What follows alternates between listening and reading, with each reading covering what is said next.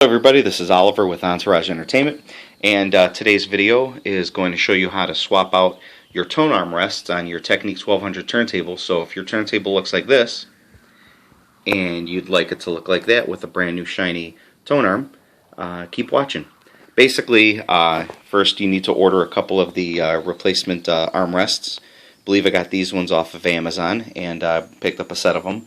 One of the units, that's one of the damaged ones that I already just replaced, and I'm about to throw this guy on to this turntable right here. So the secret that I use is a small locking wrench here, basically, vice grip, and I have a number 2 Phillips head bit that I have clamped more toward the top. If you have too long of a bit, for example, if you try to use a bit that comes off of one of these types of screwdrivers that comes out, it's obviously going to be way too long because there's no way that you're going to be able to fit this piece on the underside of the tone arm because it's just way too big. So if you have a small tool set that has a bunch of replacement bits, pick a standard size Phillips head, clamp it toward the top of the bit, and make sure that you get it really tight. You don't want to be messing around because the top edge of this surface is metal. Inside here is plastic, and you also have the aluminum from the tone arm. You don't want to risk scratching anything. So the reason why you have to put it a little bit higher toward the middle is so that this way you can actually turn it sideways to get it on the underside of the actual head of the screw.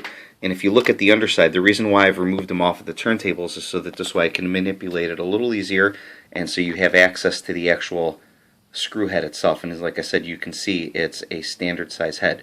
So I'm going to go ahead and pause the camera for just a second, take this one off, and show you what it looks like. So once you've loosened it to a point, that top piece will start to unscrew by itself, so you can go ahead and hold the screwdriver in place while you go ahead and grab the broken part and then continue to unscrew it the rest of the way without taking the screw out of the bottom. So we're going to do that next.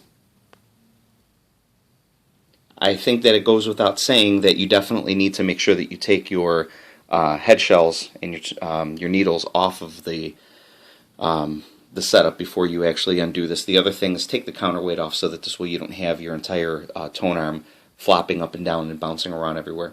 So now, as you can see, I have the screw exposed, and I have the pliers holding the bit that's keeping the screw in place. So now I'm going to go ahead and grab our replacement tone arm piece, which is right there, and start to thread it in from the top.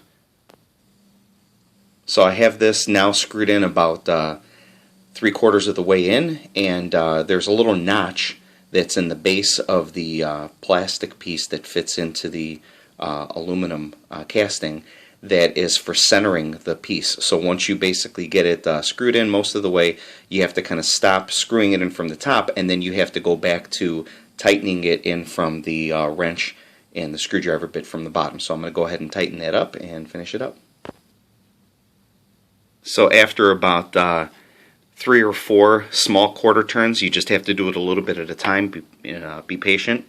We have access to the screw on the bottom there, and we're able to tighten it back down, and you can feel when the resistance gets so tight that there's no more that it can be adjusted. And now you have your replacement tone arm set up. You didn't have to buy any special tools, as long as you basically have some type of locking pliers like this, as well as a tiny bit.